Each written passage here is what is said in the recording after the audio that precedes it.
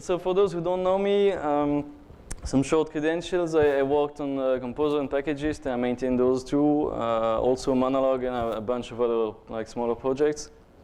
And if you don't still don't trust me, I also put on a suit, so everything I'll say just looks more important, you know. Right, so what I'll try and talk about today is different facets of like the process of maintaining an open source project. So the first one is time. As you might imagine, there are quite a few time constraints. I don't know, who of you ever had to compromise at work due to budget constraints? Yeah? Okay. I'll take the others as a yes as well. So, I mean, usually, yeah, you have expectations and budget, and those tend not to match quite well. And in open source, you have an issue that the budget tends to be close to zero, and the expectations tend to be like all the things. So we see like, you know, this like doesn't scale well compared to the business model. So that tends to lead to work-life balance issues. And if we look at the GitHub contribution graphs, we can see like pretty interesting stuff, I think. Because that's, for example, a Mozilla developer, so someone that's paid to work on open source stuff. And the pattern is fairly healthy, right? There's like Sundays, Saturdays are fairly blank, and the rest is like during the week, they're getting stuff done. And then we get like the burnout pattern, which is, you know, like full on until just like complete collapse and then nothing. I mean, you know, it looks kind of funny, but it's not fun for the person that burns out, and it's not fun for the people relying on them to actually get stuff done, right? Because suddenly someone vanishes. So like one thing I would like to insist on is like learn to identify burnout, because like, it's not just in open source, I guess. It's a sort of like IT-wide problem that people tend to like put too much pressure on themselves, and like if you learn to spot that before it's too late, you might remedy it either by taking holidays or like just sort of fixing the situation, like looking at what stresses you out and trying to fix that instead of keeping going until it's too late. Another thing to try and do is avoiding to waste collective time, and by collective time I mean like if you submit an issue, for example, saying the logo is not a composer, it's a conductor, technically you're correct, but it's also not that important. So you might argue it's a waste of everyone's time, right? Like it's also fun, but I don't know, like there's a line somewhere. Yeah, I'm not gonna go into the details of this, but another big one is the plus ones. Like people just going like plus one all the time. This quote is amazing. I think it's like, how many programmers does it take to plus one a GitHub issue, asking for someone else to throw in a light bulb? And it's describing the issue perfectly, right? It's like everyone coming in saying, oh yeah, I'd like this to be fixed. Oh, me too, me too, me too. Every person doing that spams everyone else that's interested, just so they get an email with plus one in it. They don't really know what this is. So they, every person wastes like a few seconds reading that email, deleting it. And it makes me wonder, like always, if so many people are interested in getting this done, why does nobody step up and actually do it? So the second point is pride. There are two sides to this. One is like for myself, pride that I'm working on something that's hopefully useful and has an impact on the world in general. Like Spotify recently tweeted that, saying that they're using Symfony, which I was also part of in the beginning, and like Composer and so on. So that's pretty cool. I know of like a few other big companies using it, and it's just makes you like warm and fuzzy feelings. Like every time you see that, it's like, oh cool. Like I'm not doing this stuff for nothing. So So that's like from my side. From the other side, there's also like the users and like contributors that, some people are very proud when their first pull request is merged somewhere. And that's, it's also nice for me to be able to like give them this joy and stuff. So that's the two big aspects. Then there's anger. Not so positive, but we have to talk about it. So I'm not gonna read all that, but it's full of expletives and things that are like it just doesn't make much sense. He's just ranting about using Solr versus Elasticsearch, and then complaining I'm not answering because I'm sleeping sometimes. And there were like 7 tweets I think in total. I just trimmed it down. Is that a real thing? That is a real thing. Yeah. Like. I don't know why, but it happens that people just snap. But this is not so bad. Like, it's just angry, angry, meanie, whatever. Like, I don't really take offense because it's just so too much that, as you say, it doesn't seem real. So I just pass on that. What's a bit more hurtful is this sort of thing, which I tend to call like passionate anger. Which is to me like someone that they were so mad at the project that they actually like photoshopped something, printed it out, stuck it on the wall, took a picture, and then tweeted it. It's quite a process. Like it's, if you think about it, it's not just the quick rant. There's a process involved here. So it's kind of funny, but it's also while people just send that and usually don't direct it at me. I have like Twitter searches and so on, so I see stuff happening. Obviously, like this is not so nice. I don't know if you see very well what it is, but that's a locomotive that went through a building, and that's a hung composer logo. Actually, there's a rope going around the neck and stuff. Took me a while to notice that actually, but yeah. So I see that I'm like, yeah. Not cool.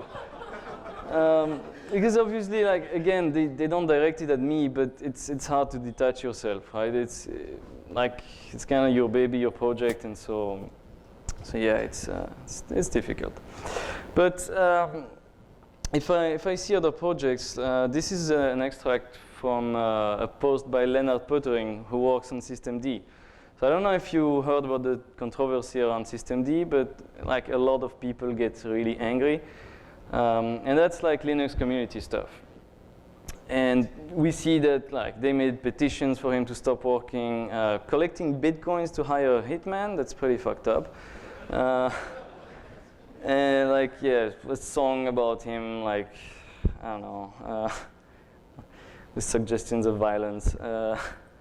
All of that, like it's pretty horrible things. The Photoshop thing from before, it's nothing in comparison. Like this is direct personal attacks on that guy that didn't really do anything bad. Like he just put a project out there, and then distros started using it, and then like everyone is blaming him. And this highlights a problem. Which is that the culture of organizations and like communities tend to be, to follow like the worst behavior that's allowed by the leaders.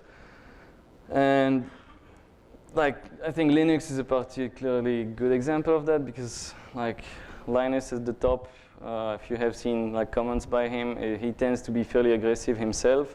So it's not only tolerating, but kind of like promoting this sort of aggressive stuff. And this results in, at some point, the only people left in that community are the horrible people because the others left, right? So it's something you don't want to do, I think. But anyway, if you wanna, go away from this, something that came up a while back is this contributor covenant. So it's sort of a code of conduct for open source projects that define that, we accept like all contributions from anyone, and not like we accept anything, but we're welcoming and we'll give you feedback in a healthy manner and not just scream at you if you messed up. So this, I think, is quite important, and I saw it last week, and I added it to Composer now. But like one thing to realize is, much like at conferences where you have code of conducts, if they're not enforced and respected, they're kind of meaningful or even like harmful in a way.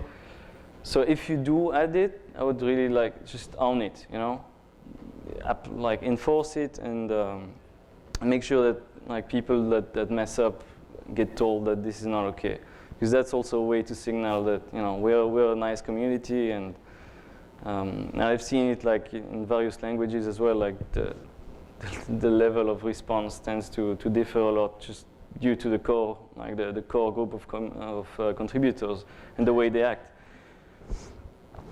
Another point is to not get dragged. Like if someone comes at you angry, there are two responses usually. It's like, well, maybe three. Like one is to just like not answer. That's okay, I guess. The other one that's, some people tend to do, like that's kind of the instinctive reaction, is to just fight back and like start yelling at them as well. That usually doesn't lead to anything good. Like it's just race to the bottom.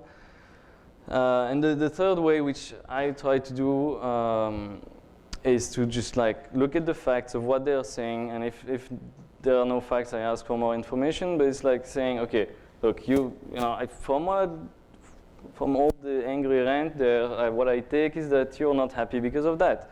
Is that good? Yes. And we can discuss about that fact just based on the fact, and not based on the fact that you're angry about the project or someone or whatever, because you have to sort of separate the feelings from the factual stuff. Yeah, like that's one example of these, where someone, like, we discussed for a while and they wanted us to do something, we didn't agree, and at the end it came to that where he's like, so obviously this obvious point does not elude you, you just want, you just don't want to do it because of your own stupid opinions. So there we start seeing like your own stupid opinions, that's not quite a factual thing about the project. And like, again, just because you wrote it in your free time doesn't mean you escape the criticism. And this sentence, like, I found it interesting because I fully agree with that like you put something out there, you should be ready to take criticism. But to me, like, this is abuse, because it's not criticism. Like, he's directly like attacking me as a person. It's not criticism about the code, right? So I'm just not ready to like discuss things with people like that. So thankfully, GitHub allows you to just close down the comments on an issue. So that's it, right? Like, when people just go too far, I'm like, and I could have screamed back at the guy, but what's that good for? Misunderstandings. There are a few aspects there as well. If you send a pull request, try and follow the coding styles. Like, that's just a general recommendation. Like, if people don't do it, like, to the nitty-gritty details, I don't care. I'll just merge it and fix it later or something. But this kind of stuff really like baffles me, because it's someone that sends a pull request to change the entire coding style of the JavaScript code to the Airbnb syntax specification. And I'm like, what just happened? Like, I never heard of the Airbnb syntax specification, and I feel like, I don't care.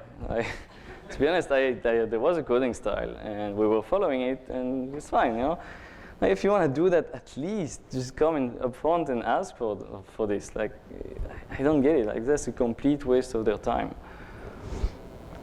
Another one, which is like goes in this direction, but which actually made me a bit more sad, was someone that worked for 2 weeks. Like, the description was saying, we have this new guy working for us. He worked for 2 weeks on this and wrote like his first parser and so on. And like a long thing. You see, it's like 50 plus commits, 800 lines. It's quite some work, right? And then I look at it, I'm like, I don't really want to merge this. It has, this and bad like side effects. And we discussed a bit, and we figured out a solution for them to do it entirely without that pull request. And that took like a whole 20 minutes, I guess. So, it made me really feel bad to like closing this or saying no, just because like someone invested so much time, and you have to tell them to go away. It's not cool. And from their perspective, I guess, I mean, it's also not nice. But like this could have been avoided by just coming up front. Like if you want to do a massive change, like coming up front and discussing it might actually like save you a lot of time.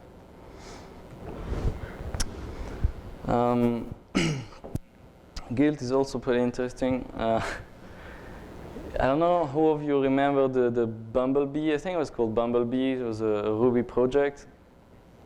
And I don't know exactly what it does, but I learned about it on the Hacker News front page when they had a bug that just erased the entire hard drive, like whenever you ran it, because they had a space somewhere and like it did a rmrf/ and then spaced the rest of the stuff. So it was boom, like erase all the things. And this, like ended up with 1 million comments, people making fun of them, Hacker News front page, and so on. And one morning I wake up to this email saying, "Composer create project, erase my hard drive." I'm like, oh no, this is like just because I was like, I'm never going to work again. That's it. Like, turns out nothing really bad happened. I mean, apart from his hard drive, like nobody noticed. So. It's been a few years, so I can speak about it. But yeah, I mean, clearly I did feel responsible, even though like it was completely like user error what happened. I still felt kind of responsible because it happened using my project and so on. So that's one of the bad sides, I guess. So communication, GitHub is like it's awesome. But these days you do like send pull request, merge pull request, and that's it. Like 2 clicks, nobody talk to anyone. It's like as nerds we kind of like that. It's smooth and we don't have to communicate much. But like I try to always say thank you, at least if it's some new contributor that I don't recognize. Because it doesn't take me much, like, it's like merged and say thank you comments. It's like I lose 3 seconds, but I feel like it's adding a bit of a human touch back into the process. That just might be a little tip you want to consider. Another thing is like if you report issues, this is not quite clear. Like, do you have problems? I had to make fun of them, like asking do you, because I really didn't know what else to answer in this case. And then they went back like, okay, no, sorry, I had a typo. And so, okay, but if you want to report something, please like try and have some amount of details, not just problems. And also possibly don't use Twitter, because like stuff on Twitter tends to be fairly brittle and like temporary, so it gets lost. And yeah, that's something interesting, and I guess we have a good crowd here because there are many influential PHP people in the room, I guess. And by influential, I just mean like people with lots of followers, whatever that means. So, and this just made me think of it that a lot of us like being public figures in the community. Like we have a reach, and like you say stuff on Twitter, and people are kind of listening, and you might not think of it because you just tweet a bad joke at some of your friends, and it's like it's a mention to that person, so you think okay, whatever, and it feels private, but when you both have like thousands of followers, there's a common set of followers which will see this, and those might be hundreds or thousands of people. And if you make like bad jokes, it's probably okay if it's kind of clear. But if you just outright like attack people and have like cross community flame wars, and like this framework is not happy with that framework, and like as like figureheads of a framework or the tool or whatever, you do represent that community in a way again. So just please try and be a bit mindful of this. like before attacking someone. So, speaking of community, I think like that's the main reason I still do this, probably, because at this point, like I'm kind of way beyond the passion stuff, because like all the fun things have been done in the Composer project. Like it's just like, you know, kind of boring maintenance, like sorting issues and so on, fixing little bugs that affect like this person on this weird OS, and like so. It's like, you know, by community I mean like coming to conferences. That's great fun. This was last year for the 3 years anniversary. I got this in the mail. There was a cake. I didn't know you could mail cakes, but that was pretty cool. So I mean, you know, it's a nice example of like why community is cool. We also had this end of last year where we magically fixed a lot of problems by adding GC disable, and then it turned into this like massive GIF portal where everyone was just posting things, and at the end you had like 500 animated GIFs on this page, and it's just good fun, right? Like sometimes you could call it like a waste of time as well, but it's also, I think it's healthy to have some fun sometimes. Otherwise, yeah, you just burnout thing again. Finally, we have contribution. So there are a few like, you know, small pull requests. They're important. I think they're like, you know, the typo fixes and the like minor documentation changes and so on.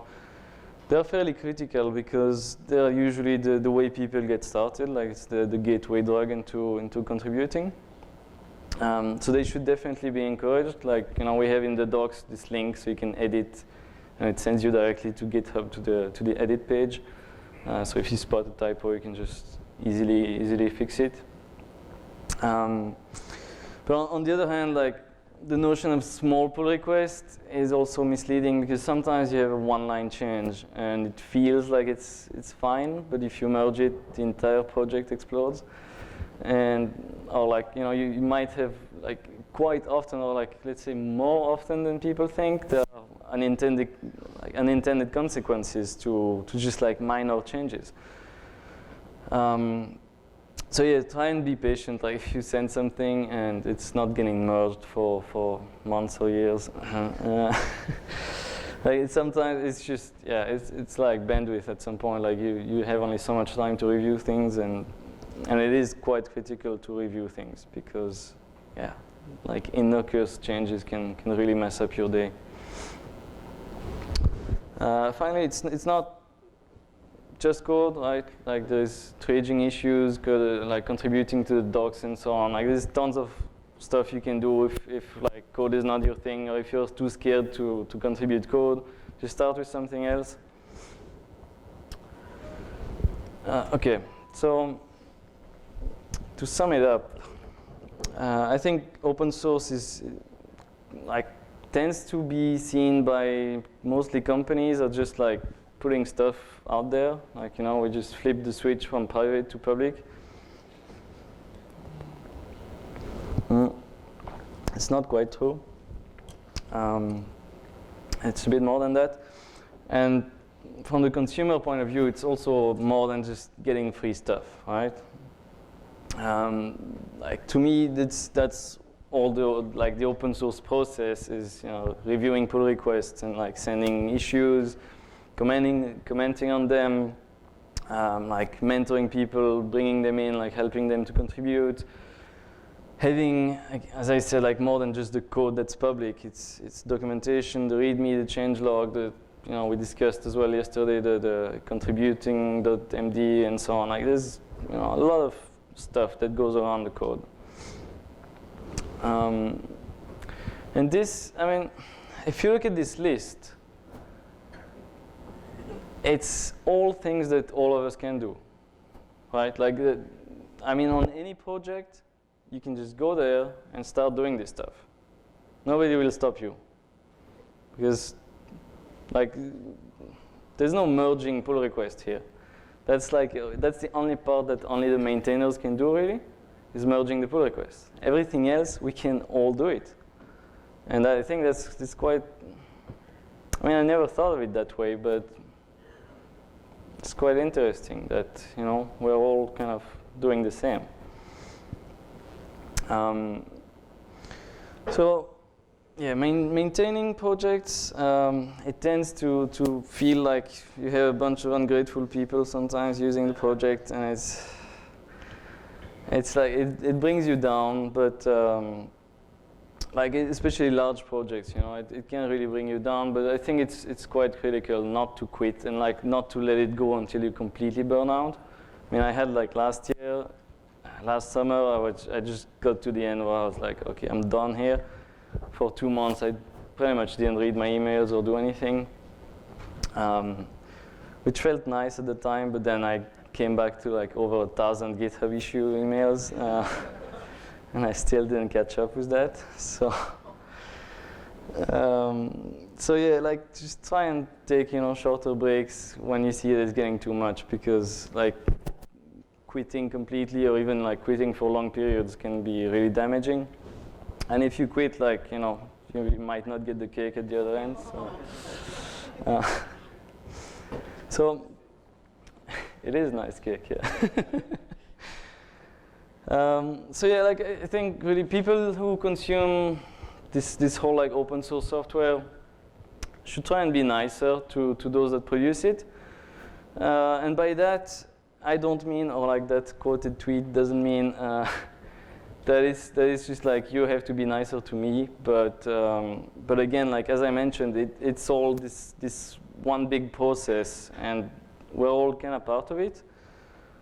And like I'm someone else's user, right? I use a bunch of libraries, they use mine, and so on, and so we all can be nicer to the others, because I find myself like, when I report an issue, sometimes I write it down and I'm like, actually, now that I see what I just wrote, this is kind of a dick comment. Like it's, because in the moment you're mad, like this, the stuff doesn't work. So obviously, the gut feeling is to go and complain about it. But since I took so much of that myself, I have the distance to see that and like recognize when I'm going too far and like when I'll probably cause some grief to people.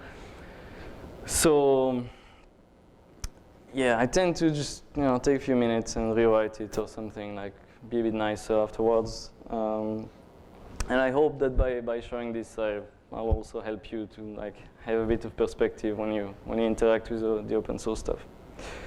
So yeah, just try and be nicer to each other, and thank you.